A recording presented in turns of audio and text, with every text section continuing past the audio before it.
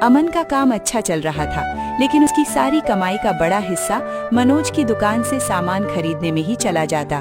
मनोज जानबूझकर अमन को महंगे दामों पर किराने के सामान देता। अमन, मैंने देखा है कि जो मुनाफा कमाते हो उसका ज्यादातर हिस्सा तो भैया जी की दुकान में ही चला जाता है।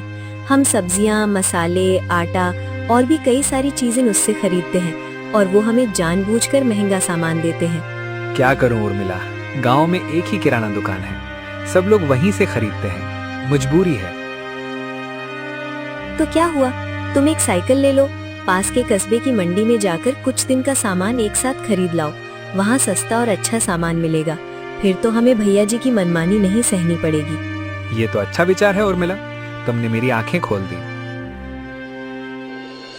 अमन ने एक पुरानी साइकिल खरीदी और अब वो हर कुछ दिनों में मंडी जाकर सामान लाता। उसके खर्चे कम हो गए और मुनाफा बढ़ने लगा। अब वो पहले से ज्यादा मेहनत करता और ग्राहकों को चिकन रोटी सस्ते दामों पर देता। उसकी इज्जत गांव में दिन ब दिन बढ़ती गई। सुधा, अमन का काम दिन ब दिन बढ़ता जा रहा है, लोग उसकी तारीफें करते नहीं थकते, मुझसे रहा नहीं जाता। तुमने सुना ही होगा, अब वो मंडी से सामान लाता है, तुम्हारी दुकान से उसका नाता टूट गया है। अब तुम्हें कुछ करना होगा, वरना वो तुमसे आगे निकल जाएगा। क्या करूं, समझ नहीं आता। गांव के जमींदार से मिलो, उससे कहो कि ये ठेले वाला बिना इजाजत के बाजार में सामान बेच रहा है। जमींदार के गुंडे उसे भगा देंगे। ये ठीक नहीं होगा, वो मेरा भाई है। भाई तो तब था जब तुम्हारे पिता की जायदाद में हिस्सा मांग रहा था, अब तो वो तुम्हारा दुश्मन है। अगर तुमने मेरी बात नहीं मानी तो मैं आज ही मायके चली जाऊंगी। ठीक है, मैं जमींदार से बात करता हूँ। मनोज ने जमींदार से हाथ मिलाया और उसने अमन को डराने के लिए अपने गुंडे भेजे। अरे ओ ठेले वाले, तुझे किसने इजाजत दी यहाँ ठेला लगाने की? भैया, मैं तो बस गरीब आदमी हूँ, अपने परिवार के लिए कमाता हूँ, मैंने किसी का कुछ नहीं बिगाड़ा।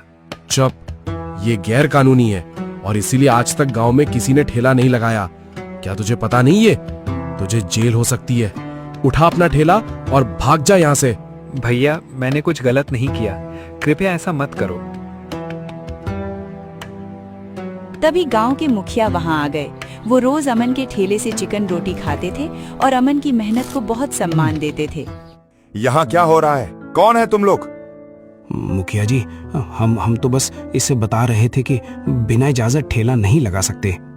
किसने कहा? ये जमीन सबकी है, कोई भी यहाँ अपना काम कर सकता है। अमन को कोई परेशान मत करो, और हाँ, अगर आगे से किसी ने उसे तंग किया तो मैं पुलिस में शिकायत करूंगा, समझे?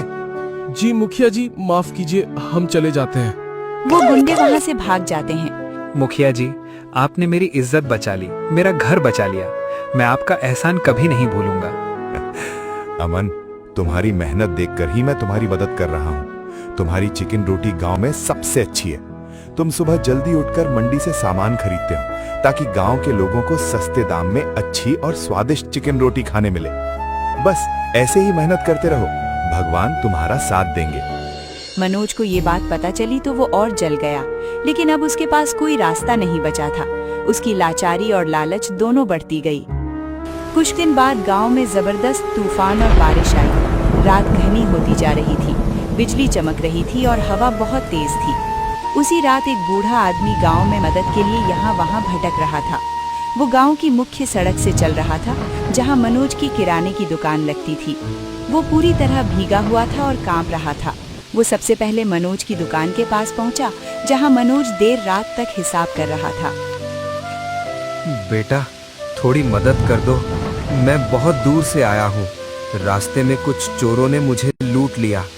मेरा बेटा शहर में बड़ा व्यापारी है, लेकिन मैं उससे बिछड़ गया हूँ। बारिश थमने तक मुझे अपने घर में थोड़ी जगह और कुछ खाना दे दो।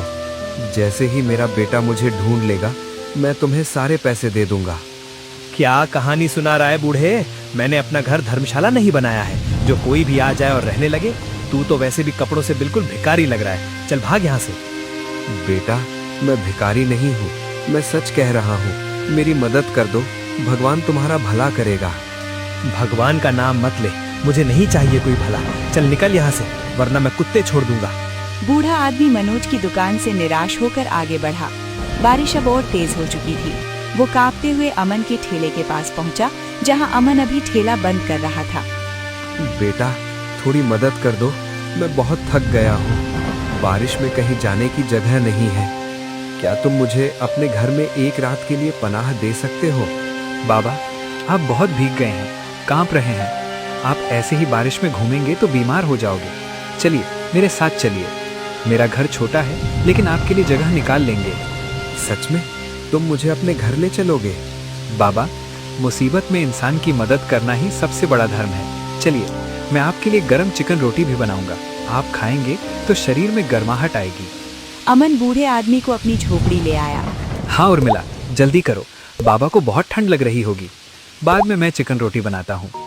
बेटा, तुम लोग बहुत अच्छे हो, भगवान तुम्हारा भला करे। उर्मिला ने जल्दी से चूल्हे के सामने आग जलाई और बाबा को गर्माहट मिली। उन्हें बहुत अच्छा लगा। बाद में अमन ने अपने हाथ से गर्मा गर्म चिकन रोटी बनाई और बूढ़े आदमी को खिलाई। वो चिकन रोटी खाते ही बूढ़े आदमी की आंखों से आंसू आ गए। बेटा, मैंने जिंदगी में बहुत अच्छे अच्छे होटलों का खाना खाया है, लेकिन तुम्हारे हाथ की इस चिकन रोटी का स्वाद कहीं और नहीं मिला। इसमें तुम्हारा अपनापन झलकता है। बहुत स्वादिष्ट है बेटा ये। बाबा, मैं तो बस गरीब आदमी हूँ। मेरे पास बड़ी बड़ी चीजें तो नहीं है, लेकिन दिल से जो बना सकता हूँ बनाता हूँ। बारिश कई दिनों तक चलती रही। इतनी बारिश में अमन अपना ठेला भी नहीं लगा पा रहा था। अमन और उर्मिला ने बूढ़े आदमी की बहुत सेवा की। घर में जो कुछ बचा था उसे बनाकर बूढ़े आदमी को भी बराबर का हिस्सा खिलाया। न उसकी पहचान पूछी, न कोई शर्त रखी, बस उसे अपना मेहमान समझकर रखा। कुछ दिनों बाद बारिश कम हुई, आसमान साफ हुआ और धूप निकली। तभी गांव में एक बड़ी चमचमाती गाड़ी आकर रुकी। पूरा गांव हैरान था, क्योंकि ऐसी गाड़ी पहले कभी गांव में नहीं आई थी। गाड़ी सीधे अमन की झोपड़ी के सामने रुकी। अरे, ये किसकी गाड़ी है? इतनी महंगी गाड़ी अमन के घर के सामने क्यों खड़ी है? पता नहीं भाई, कोई बड़ा आदमी लगता है। चलो देखते हैं। गाड़ी से एक सूट बूट पहने आदमी उतरा। तभी बूढ़ा आदमी भी झोपड़ी से बाहर आया। सूट बूट वाले आदमी ने बूढ़े को देखा और दौड़कर उसके गले लग गया। पिताजी, आप यहाँ? मैं आपको कितने दिनों से ढूंढ रहा हूँ। मुझे लगा कि मैंने आपको खो दिया। बेटा, मैं ठीक हूँ। इन लोगों ने मेरी जान बचाई है। इस अमन ने मुझे अपने घर में पनाह दी और घर में खाने की तंगी होते हुए भी अपने हाथ का खाना खिलाया। और बेटा, ये आदमी जो चिकन रोटी बनाता है, वैसा स्वाद हमारे शहर के किसी भी रेस्टोरेंट में नहीं मिल सकता। भाई, तुमने मेरे पिता की जान बचाई है। मैं तुम्हारा कर्ज कभी नहीं चुका पाऊंगा। साहब, मैंने तो बस इंसानियत का धर्म निभाया है। मुसीबत में इंसान की मदद करना हर किसी का फर्ज है। तुमने अपनी इसी व्यवहार से मेरा दिल जीत लिया। मैं शहर का व्यापारी हूँ। मेरी कई रेस्टोरेंट की चेन है। तुम्हारी चिकन रोटी की तारीफ तो पिताजी ने मुझे बताई है। मैं तुम्हें रहने के लिए बड़ा घर और एक बड़ी दुकान खोल कर दूंगा, जहां तुम अपना चिकन रोटी बेच सकोगे। और हाँ बेटा, एक बात और, मैंने तुम्हारी सारी कहानी सुनी है। तुम बड़ी मेहनत से अपना काम करते हो। सुबह जल्दी उठकर मंडी से अपना सामान लाते हो। बेटा, अब तुम्हें ये सब करने की जरूरत नहीं। अब हम तुम्हें शहर से ही हर महीने घर के लिए किराने का सामान और रोज सब्जियां और ताज़ा चिकन तुम्हारी दुकान भेजेंगे, ताकि तुम सुबह आराम से फ्रेश होकर उठो और शाम को अपने परिवार के साथ वक्त बिताओ। हाँ, पिताजी सही कह रहे हैं। तुम्हें अपने मेहनत का फल मिलना ही चाहिए। और रोज मैं खुद ध्यान रखूंगा कि तुम्हें सारा सामान वक्त पर मिल जाए। और बाढ़ भी आ गई तो भी तो तुम्हें हेलीकॉप्टर से सामान भेजूंगा, पर अपना वादा नहीं तोड़ूंगा। और हाँ, महीने एक बार हम परिवार के साथ तुम्हारी चिकन रोटी खाने जरूर आएंगे। अमन की आंखों से खुशी के आंसू बह निकले। गांव वाले दंग रह गए। बूढ़ा आदमी तो कोई आम इंसान नहीं, बल्कि शहर के बड़े व्यापारी का पिता निकला। कुछ महीनों में अमन के जीवन में बड़ा बदलाव आया। व्यापारी ने उसे गांव में एक बड़ी दुकान बनाकर दी। अब अमन के पास एक बड़ा पक्का घर भी था और एक अच्छी दुकान भी। अमन की मेहनत और ईमानदारी रंग लाई थी। दुकान पर हर दिन शहर से अच्छा चिकन और सामान आता। लोग दूर दूर से उसकी चिकन रोटी खाने आते और व्यापारी का परिवार महीने में एक बार उसके यहाँ खाने जरूर आता। दूसरी तरफ मनोज और सुधा की जिंदगी बर्बाद हो गई थी। सुधा की लालच की वजह से मनोज ने बहुत कर्ज लिया था। अब वो कर्ज चुका नहीं पा रहा था। साहूकार उसके पीछे पड़ गए थे। उसे अपनी दुकान और घर बेचना पड़ा। आखिरकार वो पूरी तरह बर्बाद हो गया। हाथ में कुछ नहीं बचा। तब उसे अपनी गलती याद आई और वो मदद मांगने अमन के पास आया। अमन, मुझे माफ कर दे। मैंने तुझे बहुत दुख दिया, लेकिन अब मेरे पास कुछ नहीं बचा। मेरी दुकान, घर, जमीन सब चला गया। अब तू ही मेरा सहारा है। प्लीज मुझे अपने पास रख ले। भैया, तुम मेरे बड़े भाई हो, मैं तुम्हें कभी भूला नहीं। जो हुआ उसे भूल जाओ, तुम मेरे साथ रहो। नहीं अमन, रुको।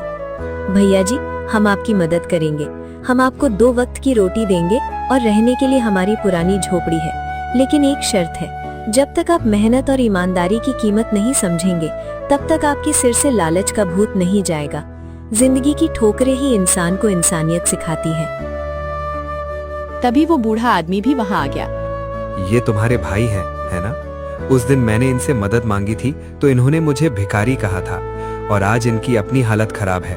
देखो, लालच इंसान को बर्बादी की ओर ही ले जाता है। अगर उस दिन तुमने मेरी मदद की होती तो शायद आज तुम्हारे पास करोड़ों रुपए भी होते।